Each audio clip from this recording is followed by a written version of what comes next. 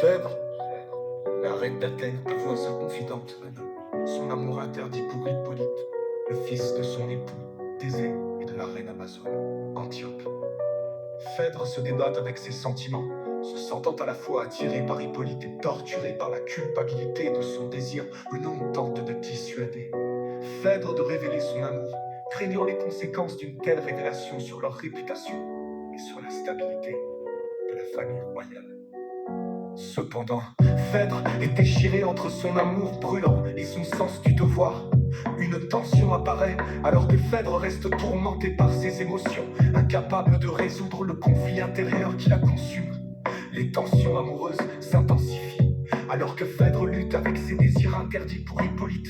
Malgré les avertissements de None, Phèdre décide de confesser son amour à Hippolyte, espérant que cela soulagera son tourment intérieur. Cependant, Hippolyte révèle à Phèdre qu'il est amoureux d'Aricie, une princesse exilée. Ce rejet provoque une détresse encore plus profonde chez Phèdre, qui se sent déshonoré et abandonné. Pendant ce temps, Thésée, le mari de Phèdre, est présumé mort, ouvrant la voie à une série de révélations et de drames. Phèdre est laissé seul avec ses émotions tourmentées, incapable de surmonter son amour partagé pour Hippolyte.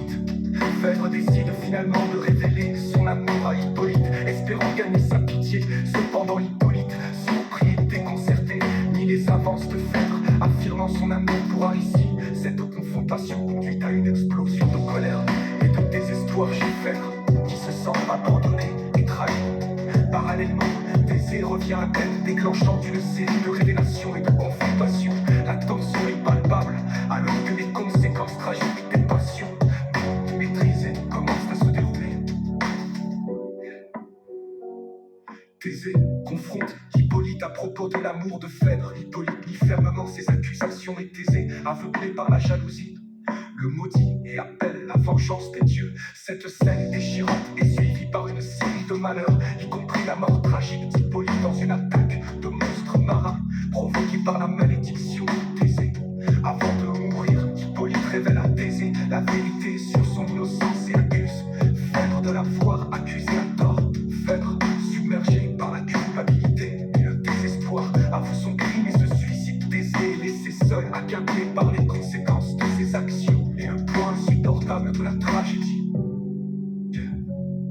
Thésée, roi d'Athènes, celui-ci est porté disparu dans la guerre qu'il mène contre les enfers, poussé par sa nourrice, qui ne comprend pas la cause de l'infinie tristesse de sa maîtresse.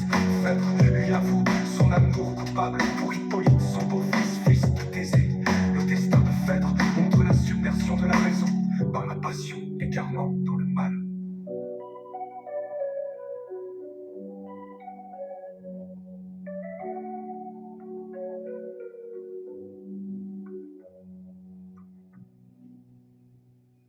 Thésée, roi d'Athènes, celui-ci est porté disparu dans la guerre qu'il mène contre les enfers, poussé par sa nourrice, qui ne comprend pas la cause de l'infinie tristesse de sa maîtresse.